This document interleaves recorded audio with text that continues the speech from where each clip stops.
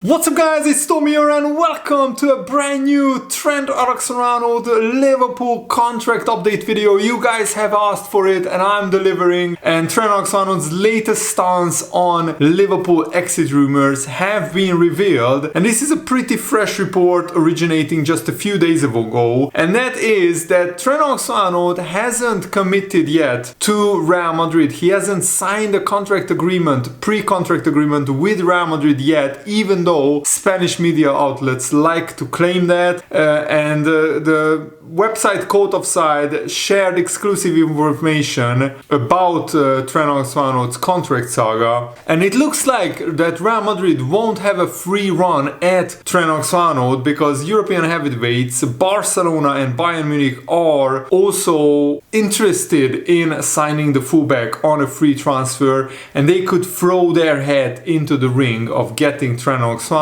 if he chooses to leave at the end of his contract, which is still up in the air. But of course, reliable sources have made it clear that Real Madrid find themselves in a favorable position when it comes to signing Trent Alexander-Arnold on a pre-contract agreement. But the fact that he still hasn't committed his future to Liverpool or Real Madrid at least gives us encouragement, even though Trent Alexander-Arnold has been awfully quiet and not vocal about being happy to stay at Liverpool, like Salah and Virgil van Dijk, who multiple times declared in interviews that they want to stay, they are happy to stay. Trent Alexander-Arnold have said nothing of the sort, and the fact of the matter is he's yet to commit either way, whether he's staying or going, we don't know. In this video we will reveal what the hold-up might be, or what the reason for the hold-up in the contract talks might be.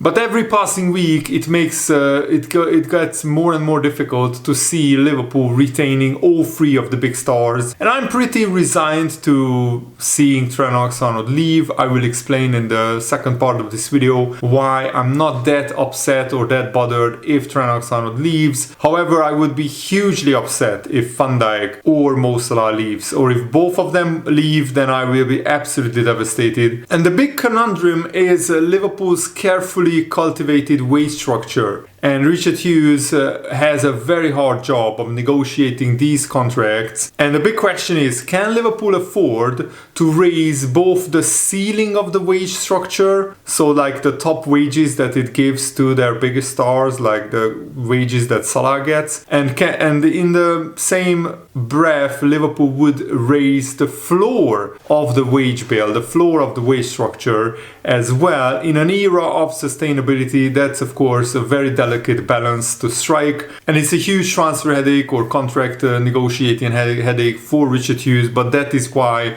Liverpool are paying the big bucks to him to get these contracts sorted. On the other hand, Liverpool absolutely cannot afford to lose all three of their big stars and expect to challenge for trophies and titles in the near future. And more stars like Konate, which I made a video about, could leave as a result. But Anfield Index is reporting that Liverpool is making one last attempt to convince Trent Alexander-Arnold to stay at Liverpool. And according to the AS Spanish newspaper, Liverpool hope that the connection between Trent Alexander-Arnold and Anfield, the Liverpool fan base, softens him up a bit and makes him change his mind to stay at Liverpool. And it's so weird because he could leave Liverpool when literally Liverpool are the best team in the world right now, and Real Madrid are good, but they are not as good as Liverpool. Of course, maybe at the end of the season we will see how Real Madrid's season unfolds and how Liverpool's season unfolds. But right now, if you are a boyhood Liverpool fan playing for your dream boyhood club, if you only cared about the team success and the team glory and trophies, then you would make as good a decision staying at Liverpool than as to leaving for Real Madrid. But if Trent Alexander-Arnold is about individual glory, if he wants to win the Ballon d'Or, maybe that's where Real Madrid have seduced him.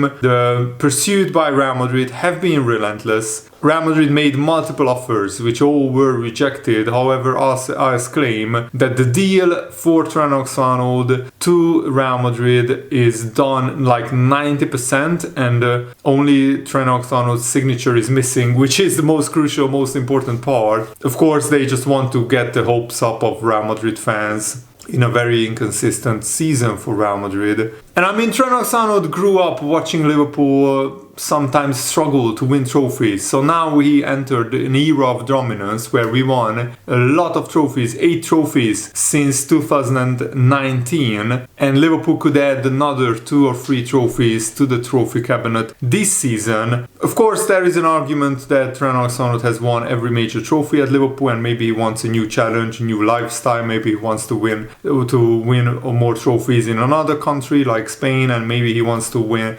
live in sunny Spain alongside his good mate Jude Bellingham. But he had Steven Gerrard as his idol growing up, and he could emulate Steven Gerrard and stay at Liverpool, dedicate his whole life to the football club and become an absolute legend, an absolute icon. He just became the youngest player for Liverpool to play 250 Premier League games, not league games but Premier League games. We will talk about that a little bit later as well. But the leading sports lawyer dropped an interesting Liverpool contract claim. Mo Salah is having an absolutely barnstorming season with a whopping 47 goal contributions. That's 28 goals and 19 assists in 36 games. And if Salah leaves, that is an absolutely horrifying prospect. For Liverpool to lose this many goals and assists from their team would be absolutely devastating. And I mean, Liverpool would have to make huge signings in the summer if they let Salah and Van Dijk leave. But Daniel Gay, who is a very good sports lawyer and a football finance expert, he said that these dressing room discussions become very important about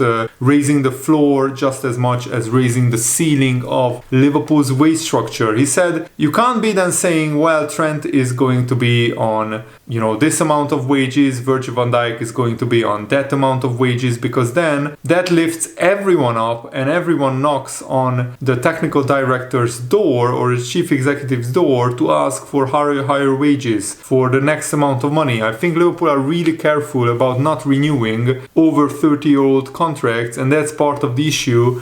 And yes, in most cases, Liverpool were right not renewing the contracts of Henderson, Fabinho. We sold actually both of them before their contract expired, which was a very smart move. We haven't renewed the contracts of Sadio Mane, Bobby Firmino, and Firmino left on as a free agent, I think. Sadio Mane left when he had 1 year left on his contract. James Milner's contract wasn't renewed, Joao Matip, Thiago. But these players were all like past their prime, and they were all or they were injury prone players like Matip and Thiago. In the context of this discussion, Trent Alexander-Arnold is in his prime. Van Dijk is having one of his best seasons, and Mo Salah is having his literally best season, even though he's 32 years old.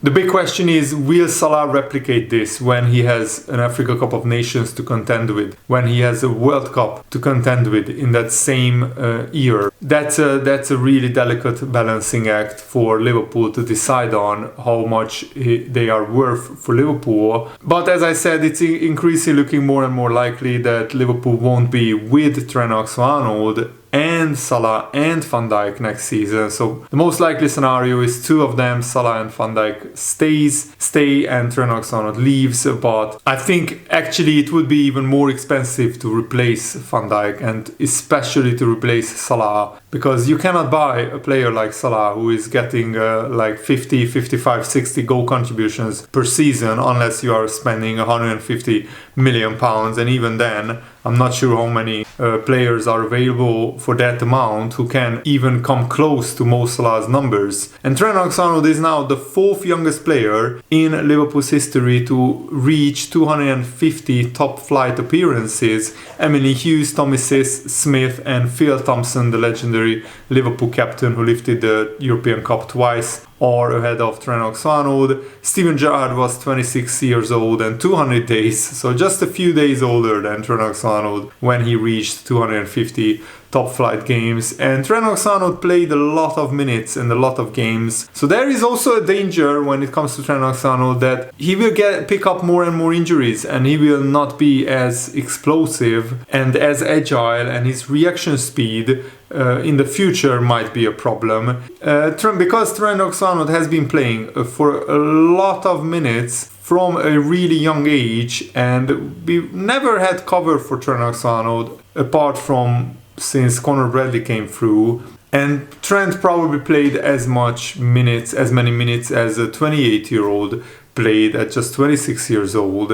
So it won't be a surprise if Trent Alexander-Arnold's legs give up on him much earlier than normally would if a player started at an older age.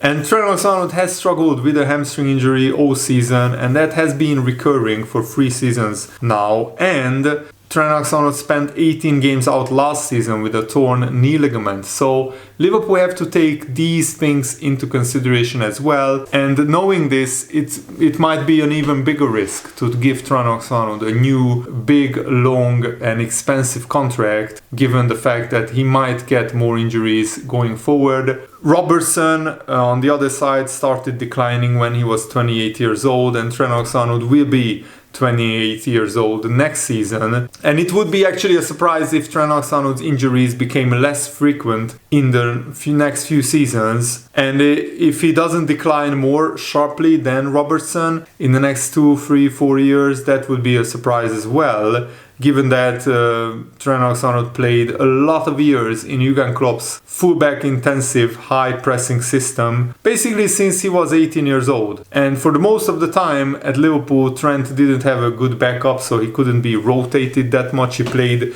most of Liverpool's games in the Premier League, where the intensity was the highest. So you have to take this into account as well. But Arne Slot isn't using Trent Alexander-Arnold like Jurgen Klopp did. And we have now a proper backup for Conor Bradley. So Trent Alexander-Arnold could be rotated, and his injuries could be prevented by him having less games to play with less intensity, with more rest in between games. But if he goes to Real Madrid and they don't have a proper cover for Trent Alexander-Arnold, he might face a similar problem at Real Madrid, where he has to play every game and then he picks up injuries, and then his career could decline faster than maybe even he thinks. There is another argument from a Liverpool fan, from a Liverpool squad building perspective. Maybe we overrate Trent Alexander-Arnold because his defensive abilities, he's a top 6 but maybe not a top 4 defender. And if we count Gomez as a fullback, from a purely defensive perspective, Trent is the 5th best fullback at the club. Going forward, of course, he's the best in the league and one of the best, if not the best, in Europe. The problem with Trent Alexander-Arnold is he's not that physical. He lacks intensity. He isn't. His work rate isn't that high. He's not that fast. He's not really good in the air. His passing, though, is the best in the world, probably. Sometimes he's far too casual in his defending. He jogs back when he should be running with full intensity. So if Trent didn't have one of the top 5 best long passing ability of all time, he wouldn't be as highly rated. So Liverpool, maybe with Arne Slot's system, isn't relying as much on Trent Alexander-Arnold's passing to unlock defenses as we were before. The problem with Trent Alexander-Arnold is that you are essentially letting a £100 million footballer go on a free transfer, which is frankly ridiculous. Liverpool lose out on a huge amount of money letting Trent Alexander-Arnold run down his contract. If I was Liverpool, I would have asked Trent, like last summer or 2 summers ago, do you really want to stay and commit your future? If not, we will sell you. But with, of course, the change of managers, Jurgen Klopp left, Arne Slot came in. You couldn't expect for Arne Slot to make that decision. I mean, it would be crazy if Arne Slot comes in and straight away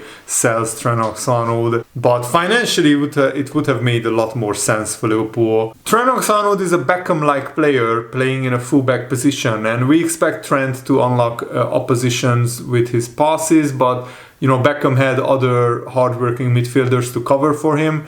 It's a lot more difficult when you are a right back instead of a right winger, and it's a lot more difficult to cover behind the fullback. And another Liverpool fan says, my biggest annoyance with him is that he can play both forward and back when he's really switched on. He just does it so sporadically. I don't want him to leave because of him being a poster boy of Liverpool, the next Gerrard, and of course many unforgettable memories that he gave us. But if Trent believes that the pinnacle of his career is playing for Real Madrid, then fair play. It's just a shame that Liverpool couldn't get any money for Trent Alexander-Arnold. And in devastating blow, James Pearce revealed that Joe Gomez is out for potentially even 1 or 2 months and not weeks. He might even require surgery on his hamstring injury. But Cody Gakpo is healing nicely. He will miss the Aston Villa game, but he could be back for the Man City game, which I think is very, very important. And Aston Villa have a lot of injuries,